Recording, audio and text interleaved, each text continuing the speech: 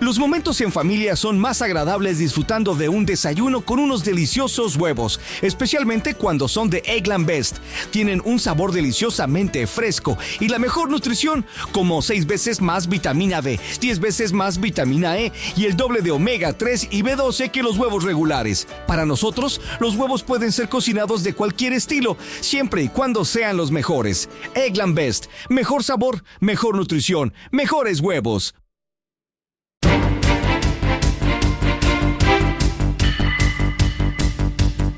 Con Luis del Pino y Carmen Carbonell, tu opinión importa.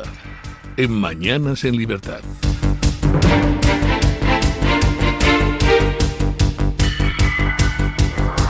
8:01 de la mañana, 7:01 en las Islas Canarias. Vamos con las noticias de las 8 con la ayuda de doña Carmen Carbonell.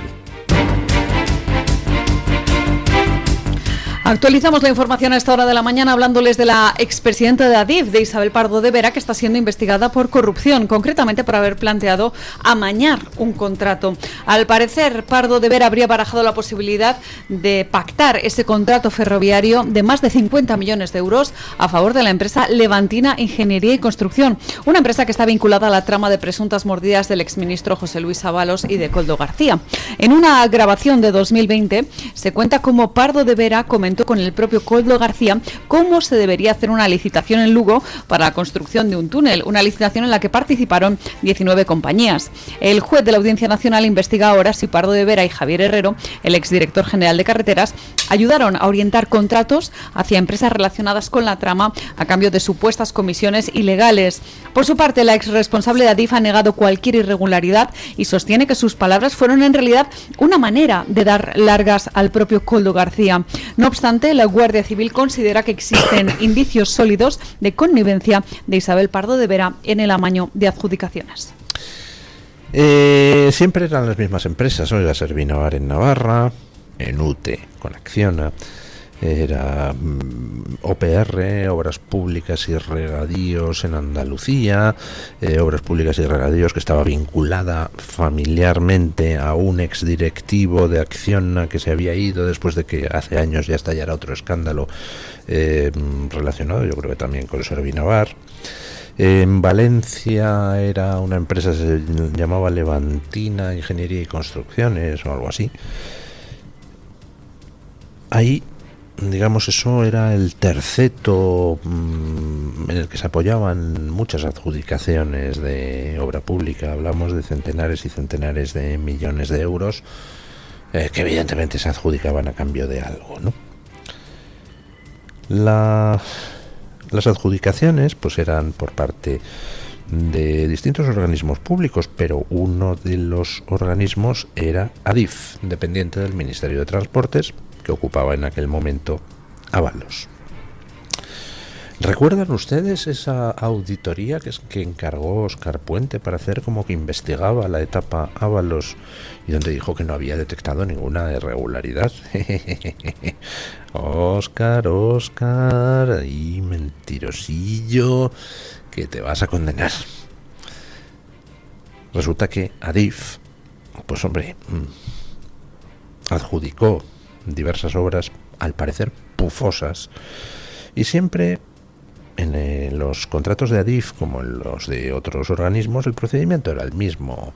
Hay una valoración objetiva, una valoración subjetiva, y entonces con la valoración subjetiva, pues resulta que modificamos las valoraciones totales.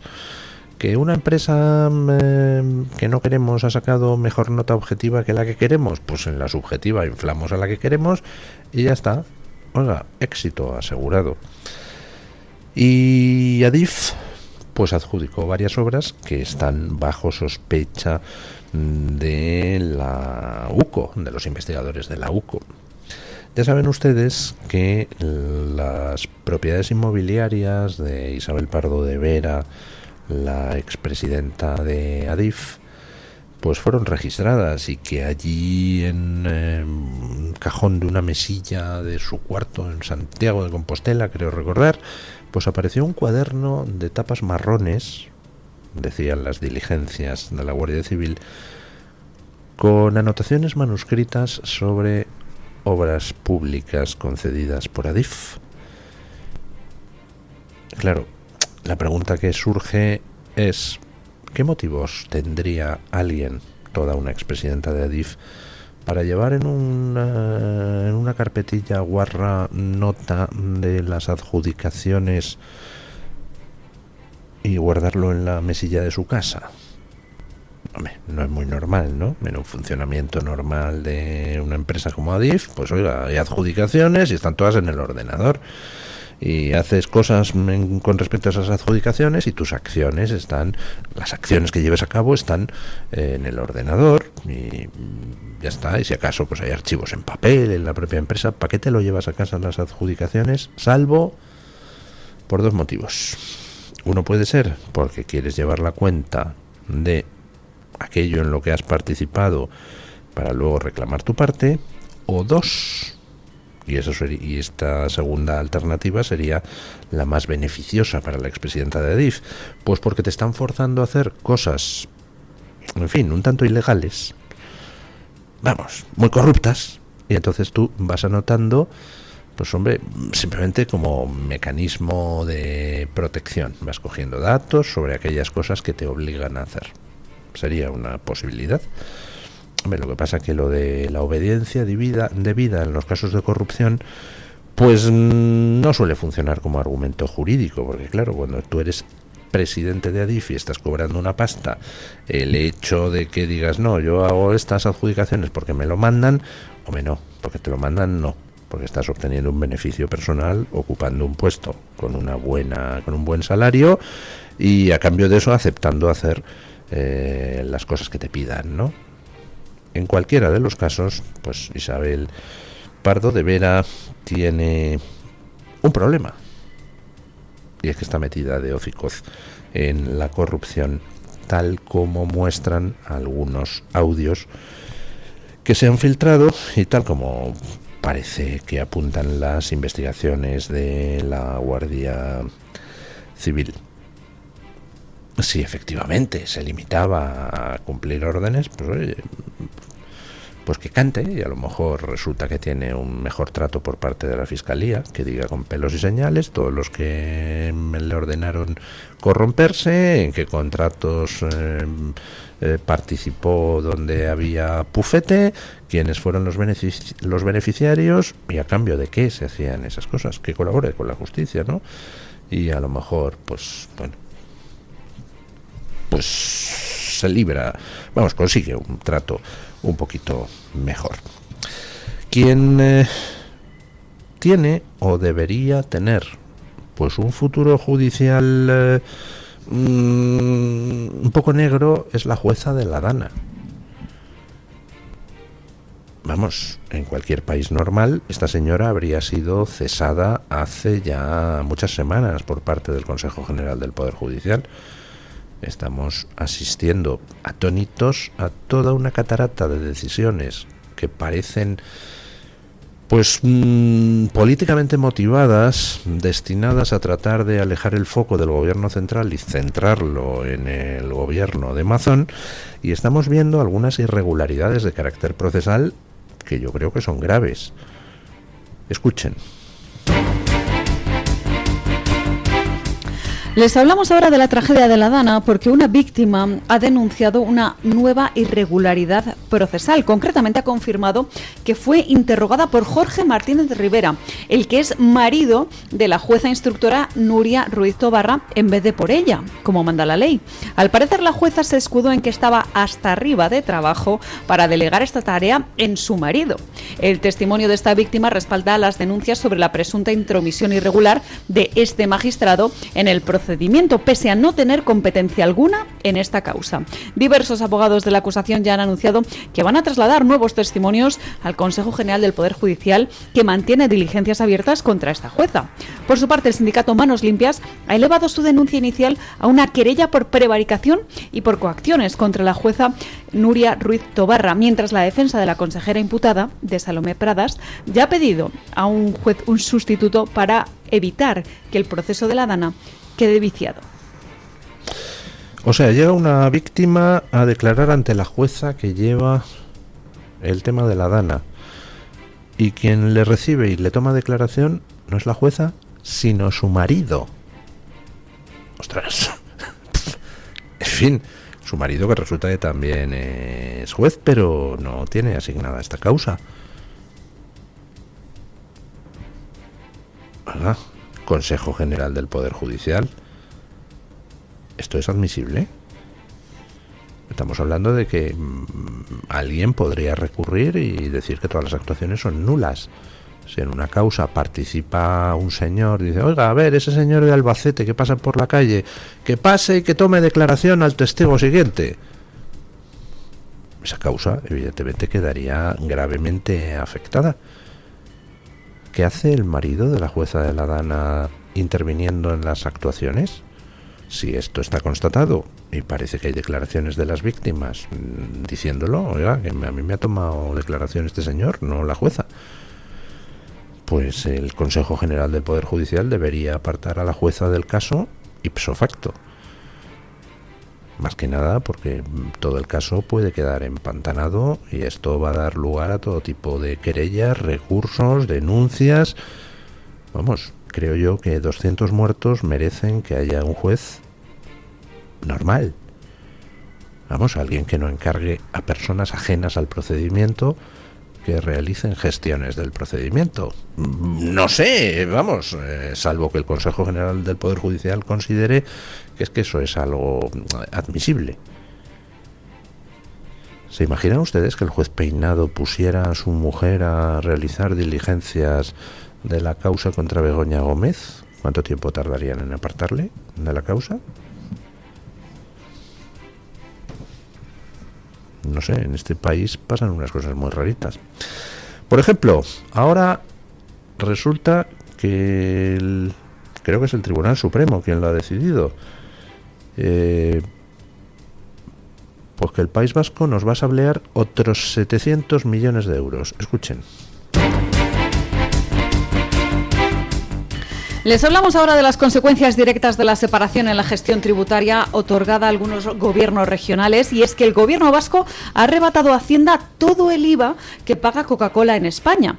El Tribunal Supremo ha dado la razón a la Hacienda Foral de Vizcaya en su litigio con la agencia tributaria sobre cómo debe ser la tributación de Coca-Cola en España. Según esta sentencia, el gobierno vasco, a través de su agencia tributaria, debe ingresar el 100% del IVA generado por la venta del concentrado base de Coca-Cola, con el que se fabrica esta bebida, además del impuesto de sociedades. La justicia considera que la planta de Noruega, que está en Bilbao, es la que gestiona en exclusiva la compra y la distribución del concentrado de Coca-Cola al resto de embotelladoras. El fallo supone un varapalo histórico para la agencia tributaria, que se oponía a este modelo, y de esta manera se permitirá a la agencia vasca ingresar cerca de 700 millones de euros. La decisión judicial explica que si la planta está en el País Vasco, debe ser la Hacienda vasca la que se vea reforzada gracias a esta nueva capacidad recaudatoria en virtud del concierto económico pactado. Así que de esta manera se evidencia una vez más las tensiones que genera el sistema del cupo vasco, cupo al que Cataluña precisamente aspira a replicar. Bueno, lo del País Vasco es un saqueo perpetuo. Lo cual, pues, hombre, podría llegar a ser admisible si al menos hubiera gratitud. Pero encima, a cambio del saqueo, en cambio de que nos robe el gobierno vasco de la mañana a la noche, y el gobierno navarro también, con el sistema del cupo, encima lo que tenemos que aguantar los españoles es miradas de superioridad moral, insultos constantes y hasta hace 3 minutos tiros en la nuca. Eso es, en resumen, lo que pasa con el cupo vasco.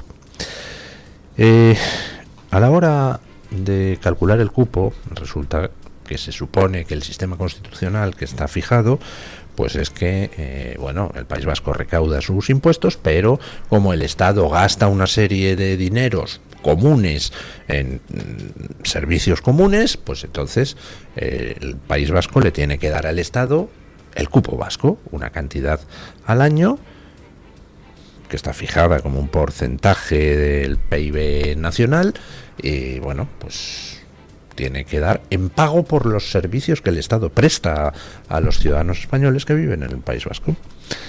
Bueno, eso es la teoría. En la práctica, se utiliza todo tipo de ingeniería contable para al final extraer más dinero del Estado y que al final somos nosotros los que pagamos al País Vasco, en lugar de que paguen ellos al resto del Estado por los servicios comunes, al final les sale siempre a devolver a ellos. ¿Cómo? Pues a través de toda una serie de artificios contables, como por ejemplo el hecho de que el IVA, que antes lo recaudaba el Estado, porque el IVA es un impuesto pues que se genera cuando consumes. Donde se consume es donde se genera, y lo recaudaba el Estado en toda España. Bueno, pues se modificó la cosa en tiempos de Aznar para que el País Vasco recaudara el IVA que ellos de las cosas que en el País Vasco se producen. Es decir, antes de esa reforma, pues si un señor compraba un botijo fabricado en Bilbao y lo compraba en Cádiz, bueno, pues el IVA iba para el Estado y tal. A partir de esa reforma, si era un botijo fabricado en el País Vasco, entonces el IVA lo recaudaba el País Vasco. Aquello ya pues fue la muerte del sistema. A partir de ese momento, un saqueo perpetuo. Resulta que en el año 2017, en la Ley 11/2017 de 28 de diciembre, pues se modificó el sistema. Estamos hablando de ya estamos hablando de tiempos de Mariano Rajoy. Pues modificó todo el sistema para que el País Vasco se quedara con una mayor parte de la recaudación del IVA. ¿Saben ustedes quién votó a favor de esa modificación que volvía a beneficiar al País Vasco? Pues el Partido Popular, que estaba en el gobierno y presentó esa modificación, y votaron también a favor el PSOE y Podemos. Todo a cambio de que el PNV apoyara los presupuestos de 2017. Está muy bien, ¿verdad? PP, PSOE, Podemos, beneficiando al País Vasco. Bueno, el caso es que de las cosas que se producen en el País Vasco se quedan ellos el IVA. Y entonces se planteó un litigio con Coca-Cola, porque Coca-Cola pues resulta que tiene allí como una central que recibe el concentrado de Coca-Cola, lo distribuye a las plantas embotelladoras. En las plantas embotelladoras situadas en otras partes de España, el concentrado ya se transforma en el producto final, y todo el País Vasco dijo, que si el concentrado se distribuye desde Bilbao, entonces todo el IVA de las Coca-Colas vendidas en Albacete o en Cáceres por las embotelladoras locales, que se lo tiene que llevar el País Vasco. Y entonces hay un litigio ahí donde, ¡ay, caramba!, acabamos perdiendo la Hacienda española. A lo mejor es que no la han defendido con el suficiente ardor. El caso es que son 700 millones de euros más para el País Vasco. Cada vasco del PNV nos sale carísimo a los españoles. No sé si nos sale más caro un vasco del PNV o un MENA. Bueno, del PNV o de Bildu, que es peor. Pero el caso es que estamos pagando continuamente a los que nos fastidian la vida. Y con la connivencia siempre de los mismos. PSOE y PP. PP y PSOE. Que son los que diseñan los sistemas legales para la avalancha migratoria, para el saqueo que hace el PNV en el País Vasco. Y son los que luego van concediendo dinero nuestro para que se beneficien todos aquellos que encima pues ni nos valoran, ni nos respetan, ni nos quieren. Ojo, digo los vascos del PNV y de Bildu, no, nada de meterlos a todos en el mismo saco. En fin, bueno, hay otros países que tienen muy claro que cuando alguien les ataca hay que defenderse. Y hay una buena noticia que llega desde Israel. Israel ha liquidado al portavoz de Hamás. Otro tío que se va con las uríes al paraíso. Escuchen. Terminamos el repaso a las noticias contándoles que Israel ha confirmado la muerte de Abu Obeida, el portavoz del grupo terrorista Hamas, el que detenta el poder en Gaza. Al parecer, Abu Obeida habría muerto en un ataque con dron en el barrio de Rimal, en la ciudad de Gaza. El ejército israelí y el Shin Bet lo consideraban el rostro de la organización y el responsable del aparato propagandístico de las brigadas de Al-Qassam, quienes se encargaron de la difusión de las terroríficas imágenes de la masacre del 7 de octubre. Según medios locales, el ataque destruyó parte de un edificio residencial y causó la muerte de al menos 5 personas, además de varios heridos. Hamas, por ahora, no ha confirmado oficialmente el fallecimiento de su portavoz. Abu Obeida se convirtió en una figura clave de Hamas desde el año 2006, momento en el que anunció el secuestro del soldado israelí Gilad Shalit, consolidándose así como símbolo y voz del grupo terrorista que detenta el poder en Gaza. Fíjate tú, qué inclemente es el mercado laboral. Llevas 19 años trabajando de portavoz de Hamas y de la noche a la mañana, ¡pum!, te quedas sin trabajo. Muchísimas gracias, Israel, por librarnos de otro terrorista, de un portavoz de terroristas, de un asqueroso, sangriento, canalla terrorista. Ahora este ya no volverá a ejercer de portavoz, un terrorista menos en el mundo. Y mira que antes me costaba alegrarme de la muerte de seres humanos, pero últimamente estamos viendo unas cotas de indignidad, estamos viendo unas cotas de inhumanidad tan brutales que lo siento, ya no me puedo conmover porque determinados seres humanos mueran. Terroristas capaces de violar a mujeres como método terrorista, pues no me dan ninguna pena. ¿Qué le vamos a hacer? Y sus portavoces, menos aún. Así que gracias, Israel, por librar al mundo de un canalla, y esperemos que sigan muchos otros. Bueno, vamos con don Carlos Domínguez de Voz Media para que nos cuente qué trae hoy Voz Media en portada. Buenos días, don Carlos. Muy buenos días. Hoy en Voz les informamos que la directora interina de la Agencia de Medios Globales de Estados Unidos, Kari Lake, anunció el sábado 500 despidos en Voice of America.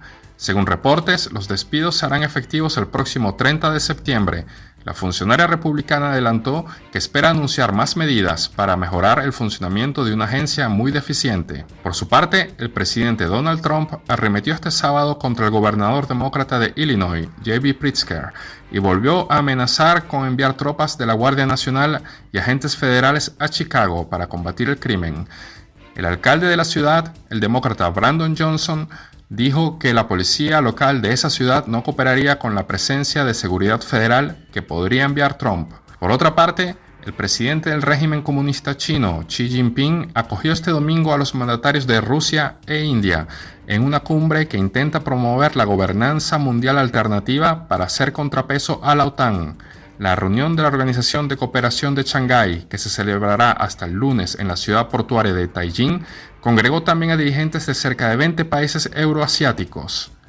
Entre los temas que se tratarán figuran la guerra de Ucrania y la situación en Gaza. Ya saben, para ampliar estas informaciones y conocer otras noticias, pueden visitar nuestra página web voz.us y nuestras redes sociales. Muchísimas gracias, don Carlos. Y llega el momento de Deportes en Libertad.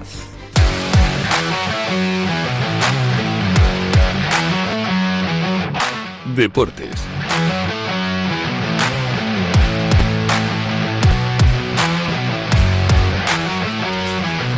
Bueno, hoy tenemos Deportes en Libertad sin don Eric Gutiérrez, que está de vacaciones esta semana. Les recuerdo que a partir del próximo lunes, 8 de septiembre, desaparece de la sección de Deportes en Libertad de esta hora. Hasta ahora lo estamos haciendo de 8.25 a 8.35 aproximadamente, es decir, como separación entre informativo y tertulia. Eso desaparece y pasa al final del programa, a las 10:10, y se le da el doble de tiempo. Entre 10:10 y 10:30 tendremos Deportes en Libertad, llevado por don Guillermo Díaz y don Eric Gutiérrez. ¿Y qué habrá en lugar de Deportes en Libertad entre 8:25 y 8:35, pues nada, lo que pasará es que el informativo llegará hasta las 8:30 y enlazamos directamente con la tertulia. Bueno, hay una pausa publicitaria ahí, pero ya enlazamos directamente. Y esta semana don Eric está de vacaciones, así que nos quedamos mano a mano, don Guillermo Díaz y yo, que tengo que hacer a la vez de aficionado del Atleti y de defensor del Barça. Lo de aficionado del Atleti lo hago con mucho gusto, desde que don Julio, nuestro técnico, me hizo ver la luz, pues ya está. Lo de defensor del Barça me cuesta un poco más. Buenos días, don Guillermo Díaz. Es un poco más difícil, don Luis, defender el Barça en este momento, porque además también le tocaría defender el VAR por lo sucedido este fin de semana. Fue un fin de semana, don Luis, jornada 3 de Liga, donde el gran protagonista fue el VAR, los protagonistas fueron los árbitros, el protagonista fue el CTA, el Comité Técnico de Árbitros, por lo sucedido. A mí la verdad que, bueno, es de escándalo, o sea, lo que pasó ayer es de escándalo. Lo que pasó ayer fue absolutamente escandaloso. Pero escandaloso desde todos los puntos de vista. O sea, le anularon 3 goles al Madrid. Bueno, sí, le anularon 3 goles al Madrid este fin de semana. El Madrid anotó 5 goles en el partido, pero el resultado final fue 2-1. El Madrid es el único equipo, don Luis, recordemos, este partido fue el sábado por la noche contra el Mallorca en el Estadio Santiago Bernabéu. Se pone por delante el Mallorca con un gol de Muriqui de cabeza, gran gol del delantero del Real Club Deportivo Mallorca, pero ya después el Real Madrid como que empieza a tomar forma y le da la vuelta al partido. Le anulan 3 goles al Real Madrid, 2 goles a Kylian Mbappé por fuera de juego demasiado justos ambos. A mí esto del fuera de juego semiautomático y la imagen que a uno le muestran, porque es que a uno no le muestran la imagen del partido ni le muestran el frame o el momento en el que sale el balón y en el que está la línea de los defensas con el delantero o el atacante sobrepasando esa línea.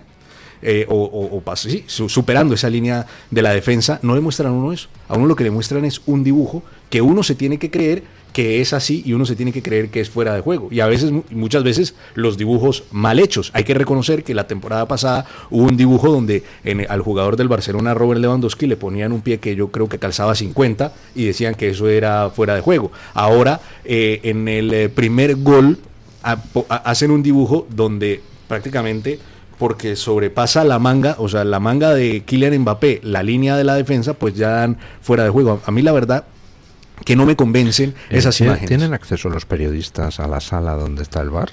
Don Luis, no se tiene acceso a Esto es un puñetero escándalo todo desde el principio. Es un escándalo desde el principio, pero bueno, esos fueron 2 de los goles anulados. Recordemos que los goles del Real Madrid los anotaron Güler y Vinicius, pero Güler anota otro gol en el segundo tiempo, un gol en el que se presenta la siguiente situación. El Güler recibe la pelota, le da la pelota en el brazo, le pega la pelota en el brazo lo tienen completamente pegado al cuerpo. Después de que le da el balón en el brazo, el balón lo rechaza el portero.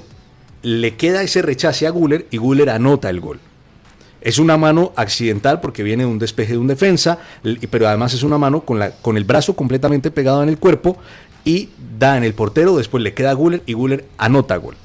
El árbitro sanciona mano, cosa que para mí desde un principio no es mano, no lo es, porque tiene la mano pegada al cuerpo, pero es que además es una mano accidental, es una mano sin intención. Entonces digamos que sí fue mano. La norma 12, el reglamento de la IFAB, y aquí nuestro compañero Pablo lo está mostrando claramente, dice que para poder anular un gol, yo no lo veo en la pantalla. Ya está. Vale. Ya está. La norma en la regla número 12 dice que para sancionar mano accidental y para anular un gol por una mano accidental, tiene que la mano ser el gol tiene que ser inmediatamente después de la mano. Yo no sé usted qué entiende por inmediatamente, pero para mí inmediatamente no significa inmediatamente después. Yo entiendo lo que diga el Barça. Para mí no significa inmediatamente después de que rebota en el portero. O sea, inmediatamente le pega la mano y anota el gol. No, le pega la mano, rebota en el portero y anota el gol. Entonces, son, digamos, interpretaciones del reglamento a conveniencia, interpretaciones del reglamento... ¿A conveniencia de quién? Del Barça. Bueno, pues al final vemos cómo estas jornadas previas En cualquier caso, le anularon 3 goles al Madrid y a pesar de ello el Madrid ganó. Exactamente. El caso del Atleti, hombre, pues aquí parece que el VAR nos benefició un poquillo, ¿no? Sí, y bueno, aquí sí hubo consecuencias claras, don Luis. Recordemos que el juez que estaba en el VAR era Guillermo González Fuertes, el mismo juez del VAR de la final de la Copa del Rey, que salió defendiéndose en rueda de prensa de los ataques a los árbitros y de lo que dicen la prensa y el Real Madrid de los árbitros. Bueno, en esta ocasión González Fuertes hace válido un gol en el que Giuliano Simeone, hijo del Cholo Simeone, estaba en fuera de juego, además revisándolo. O sea, el árbitro revisa, el VAR revisa la jugada, pero no traza las líneas ni advierte de que el jugador Giuliano Simeone está en fuera de juego y aún así hace válido ese gol. Les hacemos señales a nuestro compañero Julio para que esté atento, porque es que sí, el tema es, don Luis, que estas situaciones, digamos, puede que el VAR no entre a revisar, y uno dice, bueno, no entra a revisar, pero es que aún así, revisándolo, dan por válido el gol. Pero aquí le digo que hubo consecuencias porque el mismo CTA suspendió a este árbitro del siguiente partido en el que iba a participar. Él iba a ser asistente VAR en el Real Madrid-Mallorca. Esto fue antes del Real Madrid-Mallorca. Iba a ser asistente VAR en el Real Madrid-Mallorca. Dijo que por ese error no iba a participar en ese juego y parece que lo van a meter en la nevera, dice Archivo VAR, que es uno de las páginas especializadas en arbitraje en España y que da noticias sobre el arbitraje en España y sobre el CTA, que lo van a meter en la nevera, que el árbitro no va a contar más para el VAR, para ser asistente VAR. Este es un árbitro que ya no arbitra en el terreno de juego, sino que está solamente en el VAR. Ya se retiró de ser árbitro de campo. Bueno, y tercer escándalo en el Rayo Barcelona. Como si fuera poco. En el Rayo Barcelona se juega la primera mitad sin VAR. El Rayo hizo un partidazo y, a pesar de que se le dio al Barcelona un penalti que, vamos, en fin, de penalti no tenía nada, pues no logró el Barcelona más que empatar, ¿no? Sí, bueno, porque el Rayo hizo un excelente partido y el malestar en el Rayo Vallecano se entiende, porque ¿cómo es posible que no haya VAR en un partido de la Liga? Se supone que todos los partidos se tienen que jugar en las mismas condiciones, y si hay un partido en el que no hay VAR, pues ya de entrada se desvirtúa, digamos, el equilibrio dentro de esta competición. No hubo VAR en toda la primera parte, hubo unos fallos en el camión de transmisión del VAR ubicado en la furgoneta de transmisión del VAR ubicada en el estadio de Vallecas. Hubo fallos en la conexión entre la sala VOR, que está ubicada en Las Rozas, en la sede de la Federación Española de Fútbol, y esa furgoneta de transmisión. Hubo una falla en la señal, por lo cual durante el primer tiempo no hubo VAR. El árbitro del partido, Rayo Vallecano Barcelona, que termina 1-1, sanciona un penalti a Lamine Yamal, de las faltas que hemos visto durante todos estos tres partidos, que son Lamine Yamal haciendo un piscinazo y los árbitros de entrada ya pitando falta.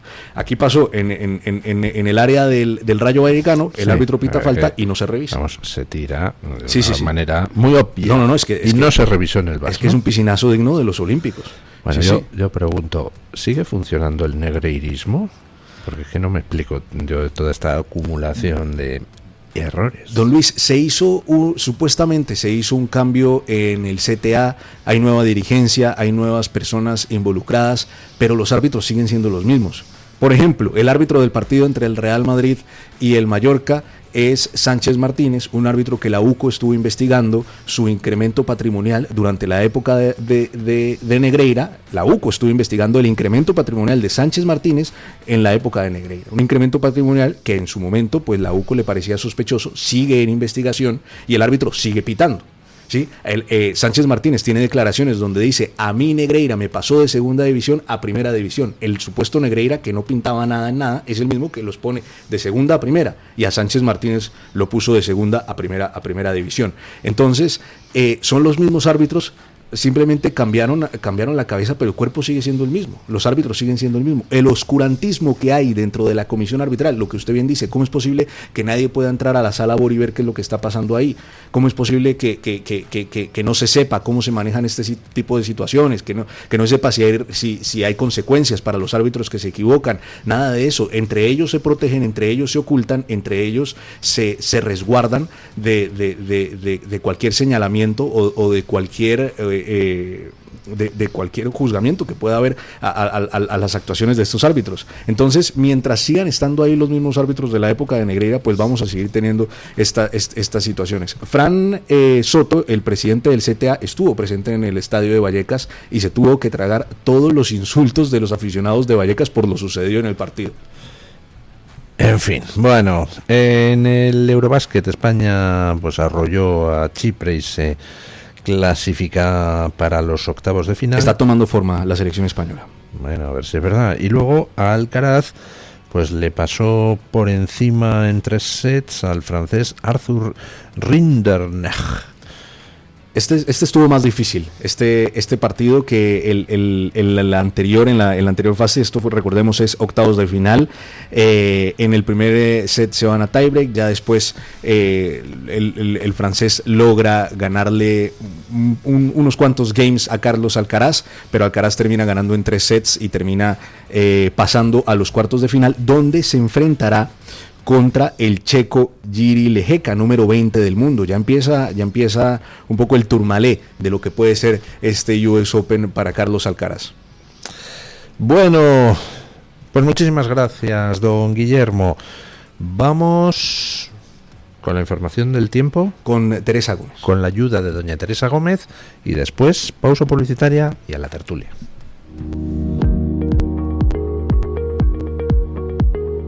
El tiempo en Radio Libertad. En el día de hoy se prevé que el paso de una vaguada atlántica deje un tiempo inestable en el norte de la península, con predominio de cielos nubosos y precipitaciones, en Galicia, áreas cantábricas, Pirineo y Cataluña, donde podrían ir acompañadas de tormentas ocasionales. También son probables los chubascos en el norte de Baleares, sin descartarlos de forma ocasional en otros puntos del tercio norte o de la fachada oriental peninsular. Tiempo estable en el resto de la península y de Baleares, aunque con abundante nubosidad en la mitad norte peninsular y algunos intervalos de nubes altas en el resto. En Canarias se darán cielos cubiertos con precipitaciones débiles en el norte de las islas de mayor relieve y poco nuboso al sur. Probables bancos de niebla matinales en zonas altas del tercio norte peninsular.